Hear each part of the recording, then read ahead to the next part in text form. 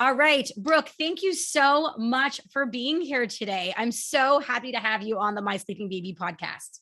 Of course, it is an honor. It's always an honor to connect with amazing podcast creators like yourself. I love it. I love the human connection, and it feels so real to just have these conversations and share them worldwide. So I'm so happy to be here. Thanks. Amazing. All right. Well, why don't you tell everyone a little bit about yourself, your background, and what you do?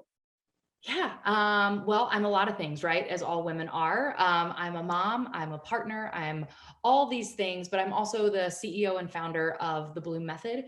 We are a pre and postnatal fitness method. And about 4 years ago, we launched the first ever pre and postnatal fitness studio app. And what I mean by that is I wanted to give women preconception, prenatally, and postnatally a more well-rounded experience. So I wanted to try to step away from this one size fits all program that every woman needed to follow in order to get all of these things she was hoping to get. And instead, launch a platform that was kind of like this virtual brick and mortar studio where a woman could show up and move her body or dive into a certain level of movement-based, body-based education that fit her in the moment, because that is where I think women thrive. I think that is where we really empower ourselves. And so we did that almost about 4 years ago, and we're a global app. We've been a method for about 9 years though. So I really created the method off of one-on-one clients that I worked with, learned a lot from those women, and wanted to make things a lot more simple for pre and postnatal women, because there's a lot of confusion and miseducation around stuff. And then I had a brick and mortar studio in Boulder, Colorado. And then we launched the app. And so here we are. That's amazing. And so does the app basically provide different, fitness and movement options for women who are pregnant, and then if you put in your newly postpartum, it'll show you options that are appropriate for you at that time. Is that sort of how it works? Kind of, yeah. There are a multitude of ways that women can navigate our app. And again, sometimes these choices really overwhelm women. And when I speak about that, I speak about it from a space of pregnant and postpartum women have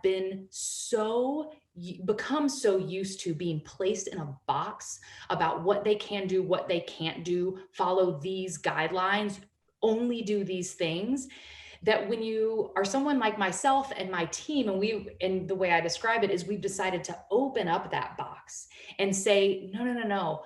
We can move our bodies however we want. We can choose to do things that really feel good and empower us, with a little bit of shifting around our foundations. So, I guess the easiest way to say you can use the platform is you can come on the platform and use it just like you would walking into a Core Power yoga studio. You walk into Core Power, you see that these are the 3 classes you can choose from, and you go to whatever class you want to. In this case, there are over 250 workouts, and we're constantly adding new classes and workouts and education to the platform. So you can choose, what do I need in this moment? There are also monthly workout calendars. There are guided programs. So we have guided programs, anything from a 4th trimester rehab series, which is a 6-week series, really designed for that mama, ideally before she ever gets cleared for exercise from her doctor. So it's a super gentle reconnection period, because my hope and my coach's hope is that women are returning to exercise more prepared than when they don't do anything for 6 to 8 weeks, and then they jump back into an exercise program. We have a pelvic organ prolapse program. We have an advanced abdominal and core program. We have a birth prep program. So we will do, for a lack of better words, we offer more hand holding if that is what women need, because let's face it, sometimes the last thing a woman wants to do is think about what she needs from a workout. She may just want us to tell her what to do. Yeah. And then we, of course, have that more freedom flowing experience if you want it. Right. That where they're just like, I don't want you to tell me what to do. Today, I feel like doing a dance class. And so I'm going to do a dance class, or today I feel like working my abs, or I feel like going for a run. Presumably that you've been cleared for that. Yep. And I don't need a program to tell me what I feel like doing right now. I can totally, and I've been both of those.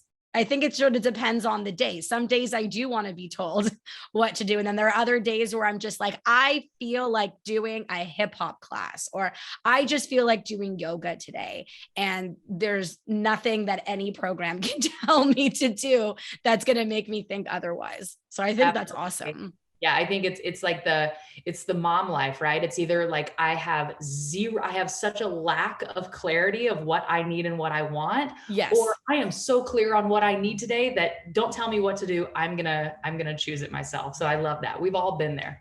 Yes, yes. So I wanted to really focus on the body positivity movement in connection with being postpartum, right? Because I know that it's an interesting dichotomy, I would say, because on the one hand, you have this movement, the body positivity movement that basically says, health at every size, love your body, no matter what, your body's going to look different, especially now that you've had, babies, and that's all, normal and wonderful. And then on the other hand, you have, this emphasis on like bouncing back, get your your pre-baby body back.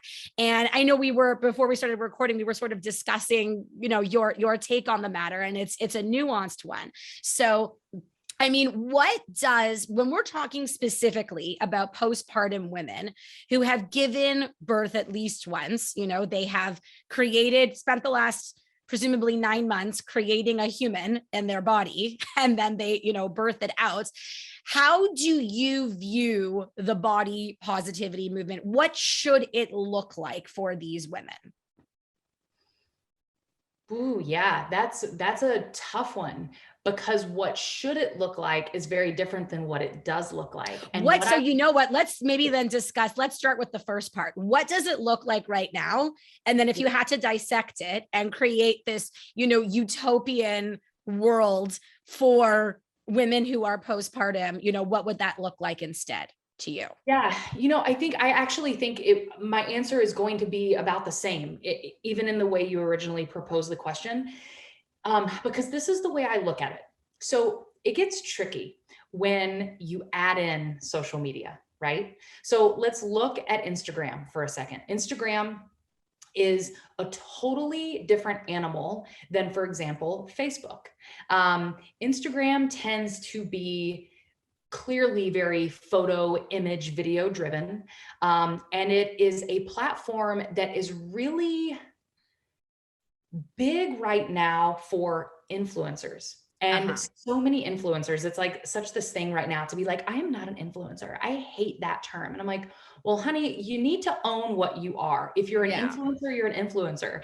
And we could break apart that, but you could look at a lineup of profiles and figure out who the influencers are, who the businesses are, and elsewhere. I'm sure there are other people that live amongst those tiles, right? But the problem is, I think on both sides, and this may be interesting to people, and I hope it doesn't trigger too many people, because everything that I say, I also want to preface that it is from my own perspective, right? Like, we all have to understand that any opinion that we have on something is based on our individual perspective. And then, of course, because we are a fitness brand, as the CEO, I am constantly trying to, and this was before we ever launched an app, I have always tried to really make it clear that we are not a traditional fitness brand. Even from the way that we cue the core, the way that we have women be intentionally in their movement, in their bodies, it is so different from this instant gratification, washboard abs concept that is typical in the fitness industry. But with that being said, I also hear and see a lot from our subscribers and one-on-one clients over the years. I no longer see one-on-one clients, but that's how I got started. So working with thousands of women in person and virtually for the first 4 to 5 years. And now we're a global platform where we hear all kinds of stuff. And so I take a little bit of my own personal perception along with really trying to understand moms more so that my brand, my methodology, the things that we create can always meet women where they are, because that's the most important thing to me. And so with that, I would say that the reason I say it's kind of both. It's like this bounce back culture of oftentimes influencers or women who are striving to be influencers posting these photos or videos of themselves that seem very challenging to relate to your average postpartum woman. And I'll paint a picture. Sometimes that can look like, here I am a week postpartum and I'm bikini ready. I mean, sometimes you will literally see a photo of a woman in a bikini at a week postpartum, and women are going, I can't relate to that. And holy cow, that hurts me.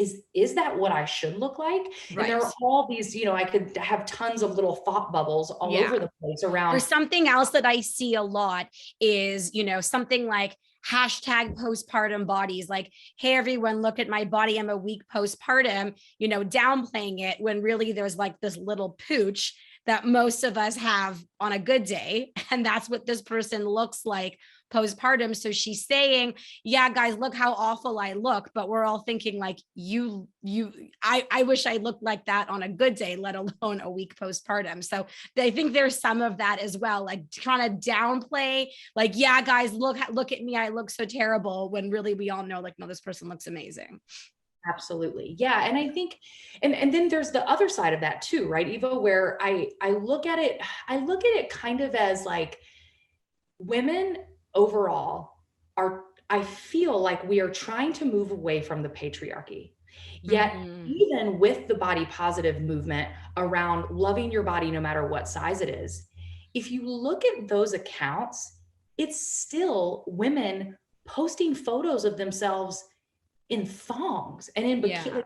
Why are we not more than our bodies is what I want to propose. Right. Why are we not more than our bodies? And because here, this is just a take on my perception. Because I do what I do, and I have the education and the techniques and tools that I do. When I did not get pregnant with my little one, I had my little guy, I think like late 37?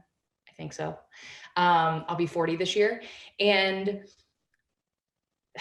there were things that I dealt with because of my age. There was this bounce back culture that does not happen when you are 38 years old. But to someone who may have looked at my body at a week postpartum, they may have said, how dare you post that photo? Because they did say this, how dare you post that photo? That is not realistic. And so here I was going, but it is realistic because that's your body. That's my body. So I think when we talk about body positivity, what it does is we could talk for hours about how this is not okay. This is not okay. This is not okay. This type of attitude keeps us in the patriarchy when it seems like we're trying to remove ourselves from the patriarchy through empowerment, when really it's about loving our bodies, loving other women's bodies, appreciating and honoring our experience, our journey, just like we would appreciate and honor another woman's journey and experience. And the way that I'll end that is, and, because there's always an and, or many of them, when you follow someone who is posting content that triggers you, this is a whole nother topic, because anytime someone is triggered by something, that's on us. It really is. We don't like to look at it. We like to blame it on the person. Yeah. Stop following them. You can stop following them to protect yourself, because we cannot police in the world that we live in. We can't police everyone's content. And 9 times out of 10, they don't care if we unfollow them. They don't care if we're commenting that their body isn't appropriate at 1 week or 6 months postpartum.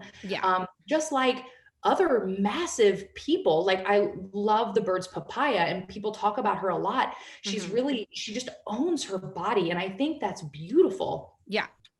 And she has people who will comment, I mean, she's done posts, you're disgusting, cover your body up. Just like she doesn't care about that.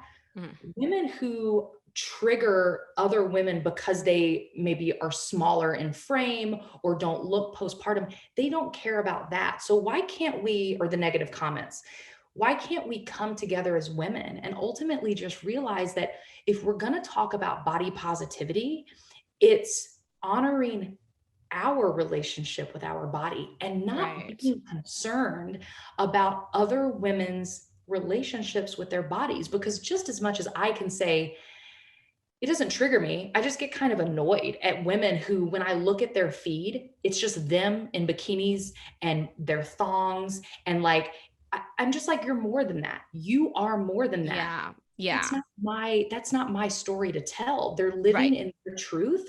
And as someone who wants to respect that and all women's journeys, I just don't partake in it. I just don't look at it because they're doing what they see best. So, but all of that to say, I do absolutely think that the culture around how we personally feel about our bodies postpartum, how we oftentimes there's a camp of people who feel they have to look a certain way or they have to be exercising by a certain time. You know, we have all these different milestones physically and the way our body looks in a bikini or the way it feels in a pair of jeans, or this concept of like getting back into your pre-pregnancy jeans. I absolutely think that has to shift. Yeah. And it's less about what other people think and about the individual journey that women are on as they transform into the mother that they are. Right. I feel like, you know, in my dream world, I would love, you know, I've got 3 kids myself. I've been postpartum 3 times now, you know, my youngest now being almost 3. I guess I wish that body size, especially postpartum, could just be something that's neutralized, that it's just kind of something that is irrelevant, because when you think about it, it really should be. I mean, and I do, and I had my first 2 kids in my 20s. And I'll tell you that I still did not bounce back. You know, that whole notion, maybe my first one, I was 25. Okay, fine. Maybe I was in, you know, my pre-pregnancy clothes quicker. But definitely not with my second and my third. And I felt, and it could have just been me, but I honestly do feel like there is this societal borderline obsession with how women look after they've had a baby. Oh my gosh, you just had a baby. You look amazing. That is incredible how you look. And then a part of me is thinking, you know, when this person hopefully lives a really nice long life, you know, they live until we like to say, you know, till they're 120, and then they die when they're 120. Are we going to really put that? Is that an accomplishment you're going to put on your tombstone? This person was in her pre-pregnancy clothes when she was, you know, 8 days postpartum. Is that really something that you want to be remembered by? I don't think so. That. No, I tell people that all the time, Eva. And even down to what your body looks like 5 years before you had a baby or 10 years postpartum. No one is going to go, oh, Eva, she had a killer body. Yeah. She had a killer body. Yeah. Seriously. And if that's all people say about you, is that really the life you want to live? What an accomplishment. But people do, but I have heard, so, you know, I'm Jewish. And so in our tradition, you know, we have, like a ritual circumcision for boys when they're 8 days. And, you know, and it's called a bris. It's like a very big, it's a pretty big party. It's a big celebration. Right. And, I was always really relieved when because my first 2 were girls, that I didn't have to do a bris, which involves like getting dressed up and showing up to a party, you know, 8 days postpartum. But then my third was a boy.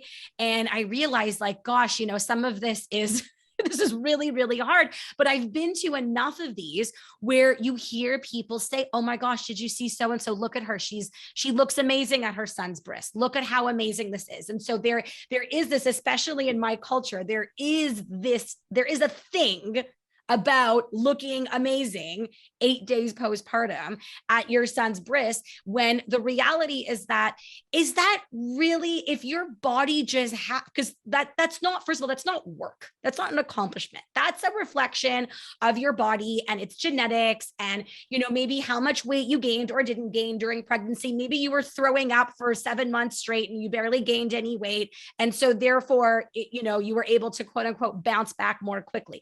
That's not necessarily an accomplishment as much as it is just how your body responded to no longer being pregnant. I don't consider that to be an accomplishment. That's just sort of like a thing. Like, it's just sort of what happens, right?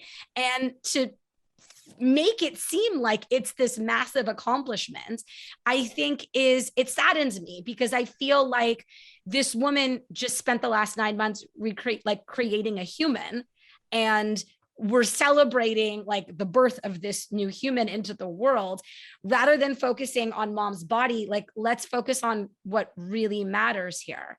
And I feel like this is diet culture, right? This is diet culture just wrapped up in different wrapping paper. Absolutely. Yep. I would agree. And it's, and again, I hate that I keep coming back to the patriarchy, but this is what we're supposedly trying to escape.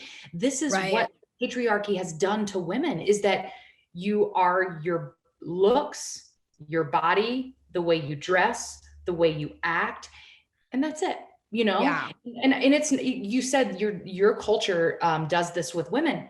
It's so many of It's our everywhere. culture. Yeah. America. It doesn't, we're such a melting pot, and it's been such a heavy piece that's why I come back to that. It's like we want to escape it, but in the mix of that, we don't realize that we're just packaging the patriarchy up in a different wrapping paper, because we're still saying, I'm just my body. My entire, for example, Instagram account, my entire Instagram account is about my body. Well, who else are you? Like, we want to know who you are, because we can go deeper than our physical selves, especially postpartum, even in pregnancy. I mean, there's also this whole culture around what our bodies look like during pregnancy, right? Like, we've all been there. Oh, you look like you're carrying twins. Oh, you look great. You're only 35. You're 35 weeks pregnant and you look that good. I remember those comments during pregnancy, and none of them feel good. Whether you're the woman who people say you look great, you still feel like, I'm not an object. I'm doing some really remarkable stuff right now. Like, as you're telling me that my body looks great, my body's actually growing a lung. So we talk about how cool that is. Or postpartum, why aren't we talking more? Like, one thing that I would love to see is less focus on the body, because you're right, so much of that is genetics. And sometimes there's this mental, emotional component that we don't even talk about. Yes, there's a genetics piece, but maybe someone did work out every day during their pregnancy. Do you really think that that is healthy, to be so obsessed with your physique and working out that you work it out every single day? I always tell women that if you can't take a rest day, you need to examine that. You need to sit with that. There's no judgment, but you need to be able to sit with that, because there's more to life than working out. But what I was getting at is there's no, like, right now with pregnancy and birth, there's such a halo of birth is terrible. You should fear it. It is going to be the most painful thing that you've ever experienced. And so women enter into getting close to birth and they're terrified. They are terrified oftentimes the first time. What if women postpartum were better about sharing the positive experiences that came with their birth? Because in anything, we can sit back and go, well, yeah, these were the positive things. It may have been intense or all of these things, but what if we shared more about how incredible we felt because we just birthed a human being? that Right. we now get to raise and guide throughout this life versus, well, this is what my body did. It's like Yeah. none of the past 9 months, none of the importance of the human that I just brought onto this planet is discussed. It's just what Yeah. I look like. There's this overarching theme around our bodies, and it would be really cool if we could shift that overarching theme to how can we empower other women away from our bodies, away Yeah. from, shining all the light on our bodies, and instead talking about the true transformation, the birth experience, how cool it is that we can grow a human and birth a human. And now that we get a chance to mother and guide these individuals on the planet. Right. I just think, that's so different, right? Than the focus being on our body. But I just think there is this lack of truly honoring the experience because Right. we are so focused on our physical body. Yeah. It's actually quite tragic because our babies grow, they change so fast. One day they're 2 and the next day they're 15. And do you really want to look back and be like, I was more concerned about looking a certain way for other people than even just soaking up and being present with my child or my family? Or I don't know. And at Bloom, we're more about, why do you move? Why do you exercise? Because if you're exercising to look a certain way, maybe sit with that, because it's more important that we move to feel good. We move to be able to keep up with, I have a very wild, he just turned 3-year-old. And oh my gosh, if I didn't move my body, I don't even know how I'd keep up with this kid. Like he's all over the place. So, and then in pregnancy and early postpartum, how can we pivot the reason that we are seeking some sort of fitness method or movement piece to look at it as a lifestyle component, just like we choose to eat healthy food. There are changes that happen in our body. That's a given. But that doesn't mean you chase a workout to get rid of cellulite. It means maybe you chase a workout to make sure that you don't have pelvic pain during or post-pregnancy, that your core and your pelvic floor are functional and you're not peeing yourself whether it's doing a workout or jumping on a trampoline with your little ones or laughing with a girlfriend. And I think when we can shift the way we even approach movement and exercise, and again, get away from this mainstream fitness mindset, or like you said earlier, this diet culture, because it really is, it's all the same thing, whether it's hardcore fitness mindset or this really tumultuous diet culture. It's not healthy. It's not healthy at all. And when we add that into a period of our time, or when we add that into a period of our life where we are so stripped down. I mean, think about what you do in birth, whether you have a cesarean birth or a vaginal birth, your body and our babies go through such trauma, but then this like ascension into this, I don't even know where we go for the first several days, weeks of our, postpartum. And when we are allowing ourselves, because it isn't allowing, we choose, for example, to get on social media and look and allow these women who are posting all this stuff to either trigger us or not trigger us. Maybe it's not triggering. Maybe it's a pressure. I feel pressured to get back into a workout because I should look like X, Y, and Z, because look at how she looks. It's just not good. It's not healthy. It doesn't help us thrive at all. Yeah. I think it distracts us from what is really important, right? Like what's really going to make a difference, right? In the grand scheme of things.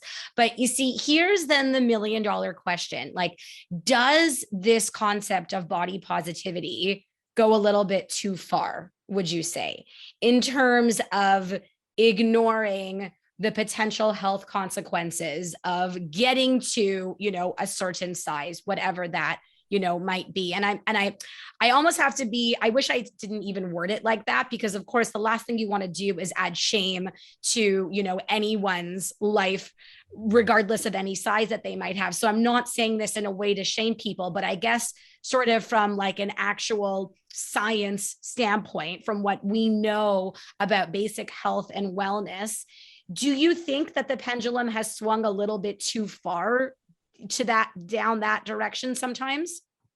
Absolutely. And I would also say that that's common, right? In any type of movement or any type of thing like this, body positive movement, for example, it's always easy for the pendulum to swing too far, and for us to grasp onto things that are they're on the complete opposite end of the spectrum than what we're talking about. So I think it looks two ways. I think that if we are talking just body positive, love your body no matter what size it is, awesome. It's a beautiful philosophy. Yeah. Yes, it's gorgeous. Love your body. It's like self-love, right? Love yourself no matter where you are in life. No matter if your life feels like it's crumbling around you or you're at the top of your game. If you can have that self-love, you're going to continue to evolve and improve in a better way for yourself. Yeah. So if we look at it just with the body, absolutely. Do I think that women of all sizes, let's take the bikini, for example, that women of all sizes should be able to proudly put on a 2-piece string bikini if they want to and strut down a beach? 150%, if that's a thing. And that is, from a size 2 all the way to, someone who's 450 pounds. If that is what that individual feels good in her skin, go for it, sister. I back it all the way. Yeah. Where it gets a little murky for me, I guess I would say, is this emphasis on health. Because even if you exercise, even if you love your body and put on a bikini, if you are 300 plus pounds, there is a disconnect with health. That doesn't mean that you need to change, because I'm not here to tell anyone what their health should look like, just like I wouldn't tell them what their body should look like. Yeah.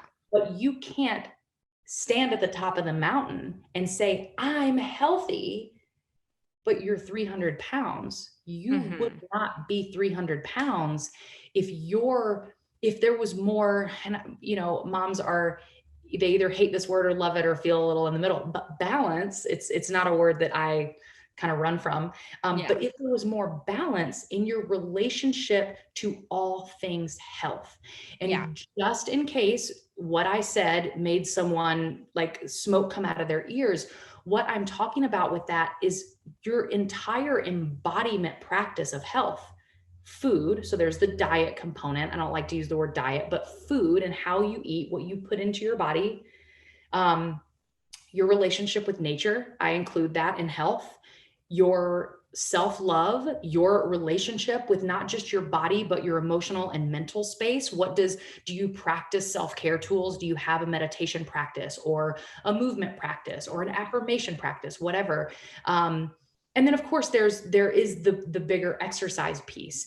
And the reason I'm glad you brought this up is because the reason that this is important for us to talk about when we talk about the body positive movement is because the body positive movement is very big in social media. And not that that is the end all be all, but social media is very big right now.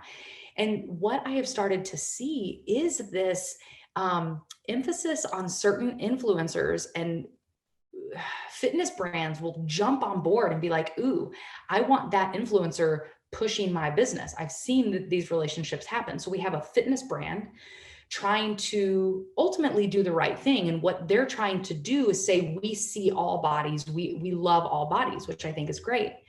But when you partner, and this is just an example, with an influencer who works out and is preaching health, but they are 350 pounds, I find myself going, One, this screams how important what we put in our bodies, our food is, versus just implementing a workout. Like, you can't just have a good, healthy movement practice and expect yourself to look a certain way for those who do that. It is such a food piece, a lifestyle piece, but that person is not healthy. That person is not the epitome of health, because there's a disconnect. Just like someone who may look really healthy and may be really fit, and let's just say, for the sake of this analogy here, that this fake person we're creating has the ideal body, whatever the hell that is, but has the ideal body, that also doesn't mean that that individual is healthy. Because if she's sitting on her couch and eating potato chips all day, or starving herself, or the opposite, right? Yeah, 100%. Yeah. So I think it goes both ways. This is not just to shine light on women who are more voluptuous and to say you can't claim health, because look, there are variables to everything, right? Right. Absolutely. Some women are curvy and voluptuous and beautiful, and there is so much genetics attached to that. And so many women could say, I eat a really balanced, healthy diet. I don't eat a ton of potato chips, but I do dive in every once in a while, because I believe in that. I believe that's important too, that indulgence every once in a while. I'm not trying to say that this is a linear subject. There are variables all over the place, but overall, we just need to be better. And I say my brand as a fitness brand, especially with pre and postnatal women in this very vulnerable stage, the diet culture, food companies, etc. It's all along the board. We all need to be better about defining what is health, and realizing that there is not a single one modality that highlights what health is. It is a mixture of things. And when women adopt those things, all of them, you're going to be more in balance with what your individual health is. And then scream that from the rooftops, but don't do it when you're not truly embodying health. Right. Yeah. No, I think that is all very fair. I mean, this has been a personal journey of mine over the last, number of years, I'd say, because I feel like, just like most people that, grew up, that were born in the 80s and 90s, we were all brought up with some level of diet culture. And I was not immune from that. I was a very serious dancer in elementary school and high school. And so, the obsession with having a specific body type is, when you're a ballet dancer, is very, very apparent. And I never had that body at all. And I was hyper aware of that. And it happens to be that in high school, it was like grade 11, like I think it was around grade 11 when I actually stopped dancing for a little bit and started doing more sports, because I found a lot more freedom, I suppose, with like my body just being the way that it is in the world of athletics than in the world of dance. Now, I did continue with dance in university, but there was still that underlying, obsession with being skinny that I never realized until recently was just sort of always part of my existence. Like, so for example, when I was pregnant with my first two kids, so with all three of my pregnancies, my first trimesters are all the same. I am ravenous throughout my entire first trimester, and I need to eat lots of carbs. Now, looking back, I have spoken with nutritionists who would say, oh, well, you might need more fat in your diet. I didn't know that then. So, but what I did know throughout my three pregnancies is that I was famished. I felt gross. I needed bread to make me feel full and not feel like throwing up. And then what do you think happens when you're living on bread for 3 months straight? You see the scale, go up pretty dramatically. And with my first two pregnancies, I was so self-conscious about it. But in between baby number 2 and baby number 3, I had discovered this concept called body positivity, and, had multiple light bulb moments, realizing what kind of diet culture we were all brought up with. And so it was very freeing for me, being pregnant for the third time, listening to what my body needed, which was, I guess, lots of bread and butter to keep me full and prevent me from throwing up, that I wasn't, obsessing about it. At the same time, when you gain a lot of weight in pregnancy, there is still, after my third baby, I developed a thyroid condition. I developed, what's it called? Why am I blanking out here? Insulin resistance, from, I guess, gaining a lot of weight in my third pregnancy. And so it's been a journey for me to sort of figure out, I swung the pendulum from like one end straight to the other. And now I feel like I'm kind of sort of bringing it back to the center as much as I can, trying to navigate the nuances around body positivity, recognizing this is what my body had to do to create 3 children. But on the other hand, still prioritizing health for what it actually means and for what, my blood work is saying. Right. And it's a tricky one. It's a really, really tricky one for someone like me who's been brought up with diet culture, trying to figure out like where that balance is, throwing out that word that that I know no one likes, but that's really what it is, right? Yeah. But Eva, hearing you share that story, and thank you for that, being vulnerable and sharing that story. But wouldn't you say, because what was coming up for me as you were sharing is, what a beautiful journey though. Like, yeah, how much have you learned, a right? lot. And I think if we could look at everything in life that way, like, what have I learned? Like, and when you first were saying that you really honored the fact that you wanted the carbs and you ate the carbs and there was no, how freeing is that, just It in and of was. itself, that you were not, like, sometimes I think, I try to think about some of these women out in the world who, they count every calorie, they count every carb, they do not enjoy, like, first of all, I love food. I love Mhm. food so much. I don't ever feel guilty about what I eat. And that's rare. That is not, I mean, I'm almost 40, so I definitely grew up around really unhealthy diet cultures. And I understand that that is rare, that a woman can like eat a piece of cake and not feel guilty over it. But that's something that I pride myself in. And Mhm. I utilize that ability in myself to help and try to help other women not feel guilty. Because when we talk about balance and health, health isn't just following a certain trajectory to meet or introduce what we think health is. Yeah. It actually, there's this whole emotional, mental component. And if you are someone who struggles, or it feels weird, or you're stressed about what you're eating, what you're not eating, you can't go, let's just throw this out there because typically there's not great food at a Super Bowl party. You can't go to a Super Bowl party and just eat some chips and dip without feeling bad about it. There is a lack of health, just like there Yeah. would be a lack of health if we pivoted it to look like another person's scenario.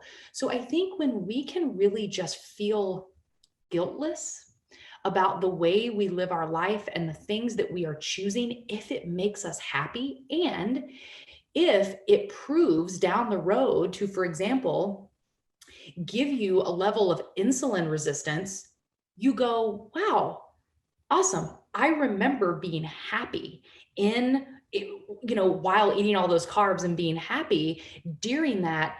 But now I have another thing to learn and another wave Right. to learn how to crest over it. There's no good or bad. And that's another thing that I think is important with the body positive movement, is that we're all learning. We're all figuring out how to pivot, how to shift the way that we talk How about to our bodies, reprogram. We're Yes, reprogramming ourselves. That's what we're doing.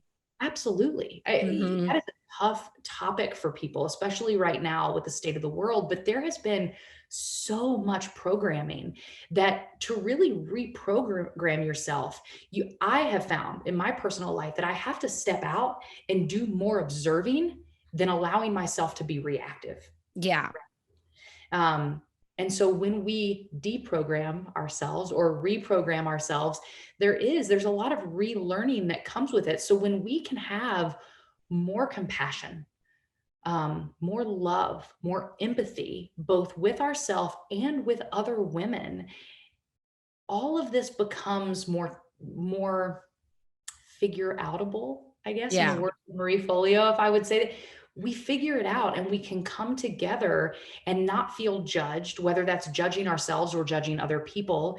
And we don't feel this massive premises on needing to display our bodies or even talk about what our bodies look like. Because at the end of Mhm. the day, if you asked most women, they don't care what their what their girlfriends' bodies look like. So why No. do you care what you're not like, I Yeah. love Sarah. She is my best friend because her body is kick ass. And have you seen her and how much weight she can lift in a squat? It's really impressive. Yeah. I don't think women talk like that. No. I'm not friends with women that are like that. So No, neither am I.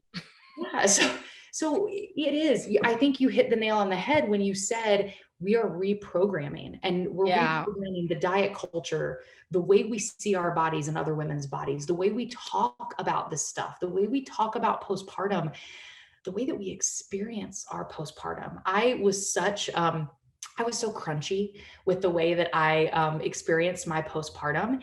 And I look back on it and I feel like a lot of it was because my midwife was not expecting that from me. Here I am, the CEO of a global fitness brand. And I think she assumed and expected that I was going to have this very typical mainstream fitness philosophy with this get my body back. Yeah. And I was like, no, I'm very stubborn and very fiery. So I was like, I'm going to prove her wrong because I know the importance of, yes, reconnecting to my body, pelvic floor, core, all of these things. But I know how to do it in a gentle way that honors both my body and my experience. Girl, Mhm. I did not leave my master bedroom for 14 days. My master Right. bedroom was upstairs. They did not want me going downstairs because I had a 1-degree tear. I had a home birth. I did not leave. And my midwife was floored. She was like, "So what are you doing? Are you doing any type of exercise?" And I said, "Well, I'm doing techniques that I can like do simultaneously while I'm nursing. I'm tapping into my core and my breath." Yeah. No, because I want to relish, I guess, for a lack of better words, in this period because I knew with my age and just with what we wanted, we knew that we were probably one and done. And I just wanted to soak it up.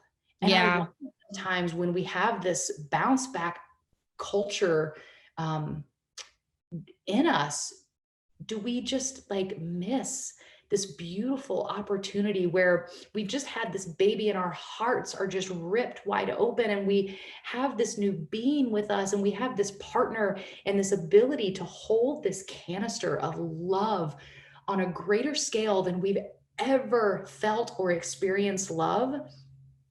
Do we choose to just like when we're too wrapped up in this programming, Mhm.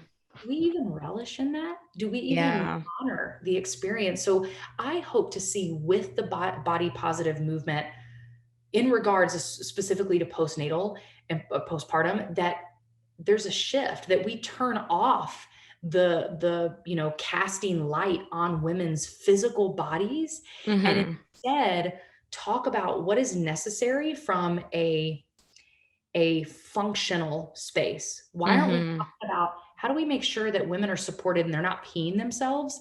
And then they're told if you are peeing, or sorry, that they're not told if you are peeing yourself because it happens, that's not normal. Because how many women are Yeah. like, oh, well, I was just told to wear pads because Yeah. I pee myself. Like, what? No, don't. No. Sure, wear a pad, but let people help you. Let us take you down a journey that helps you feel re-empowered in your physical body so that you don't have to pee your pants, versus feel empowered in your physical body so that you think you have the least amount of cellulite at the pool you went to on Saturday with your kids. Right. And I think that what is so powerful about this, I mean, for me personally, is that given that my two oldest kids are girls, they are 10 and almost 8. These are some really powerful messages or ways in which I can raise them differently from the way that you and I were raised that I think can have a very meaningful impact. And I'm not saying that I'm doing it perfectly, because as I said, like, I'm in my own journey. I'm in my own, deprogramming, reprogramming cycle myself.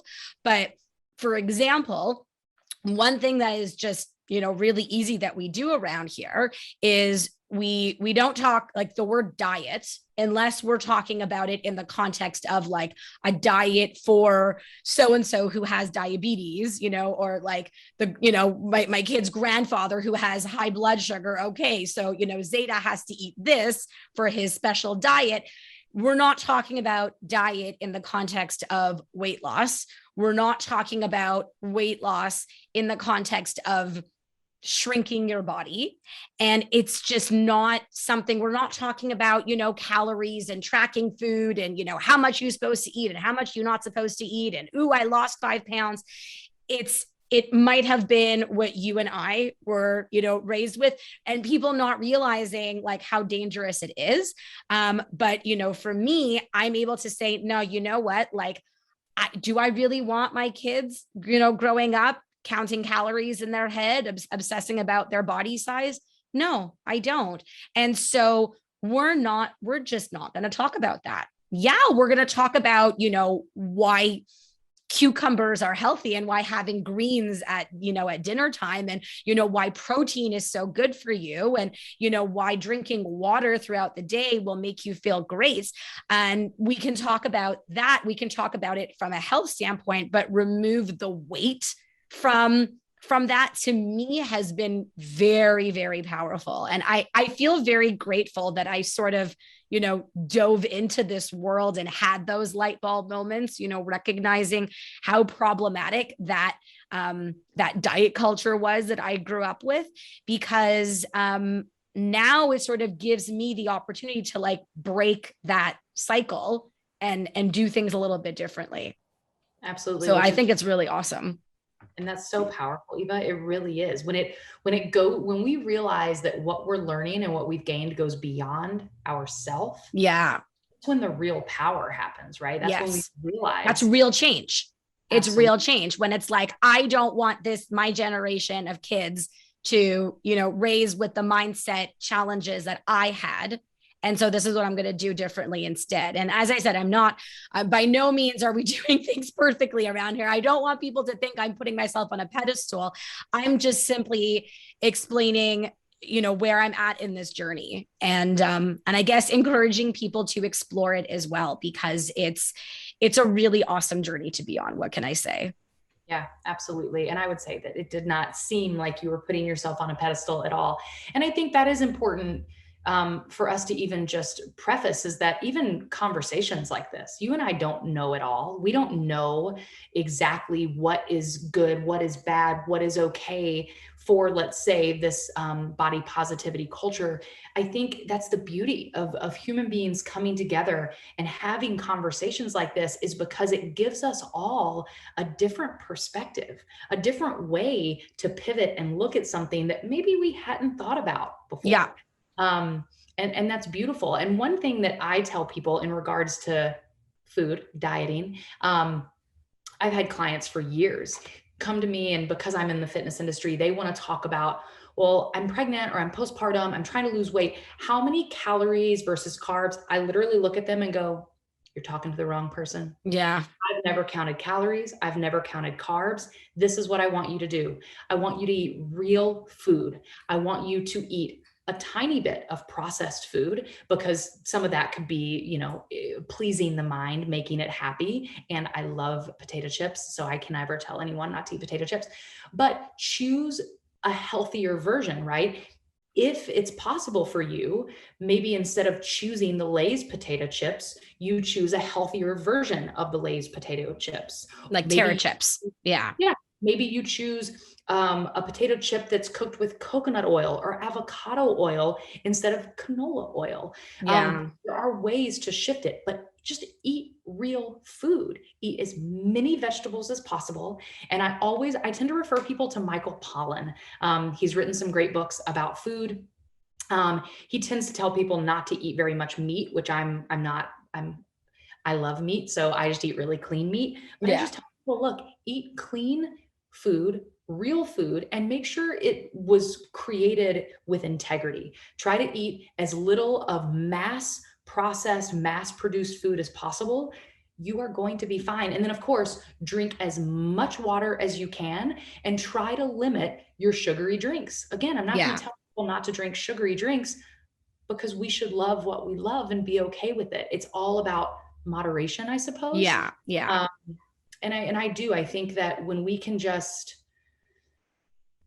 be open to pivoting the way that we do things, if the way that we are doing things are no longer working for us. Yeah. Right? Yeah. And talking about food is tricky with people. People are very attached to their food. So it can be very tricky. We actually are about to launch this fall 3 new nutrition guides with our in-house pre and postnatal fertility nutritionist. And I'm really excited about it, but there's some indulging things in there. There's some really healthy stuff in there. And again, it's not about the calories. It's about like listening to yourself, work out because you want to feel good. Eat food that makes you feel good. Surround yourself with people that make you feel good. Follow Instagram accounts that make you feel good. Keep coming back to that, and you are going to radiate the way that you feel. Yes. I love this. Oh, Brooke, this has been so wonderful. This is gold. Where can people find you if they want, more of you in their life? They want to learn more about your programs. Where can they find you? Yeah. They can find us, of course, on Instagram. We are The Bloom Method on Instagram. Also, our website has a ton of information if people really want to know more about the methodology, what the app has to offer at thebloommethod.com. And then I also tell people we do a free week trial. So even if, come on, we're moms, right? How many of us really have time to invest 15 minutes on a website reading what a method or an app is about? So if you want to just dive in, we do a week free trial with the app, and people can kind of see if it's for them. And if it's not, there are so many other fitness apps out there that may be for them. So we are not for everyone. Amazing. Yeah. Fantastic. All right. Well, this will all be tagged in the show notes so that people can find you easily. Thank you again, Brooke. Thank you everyone for listening. This was wonderful. Thank you. Thank you. Have a good day, everyone.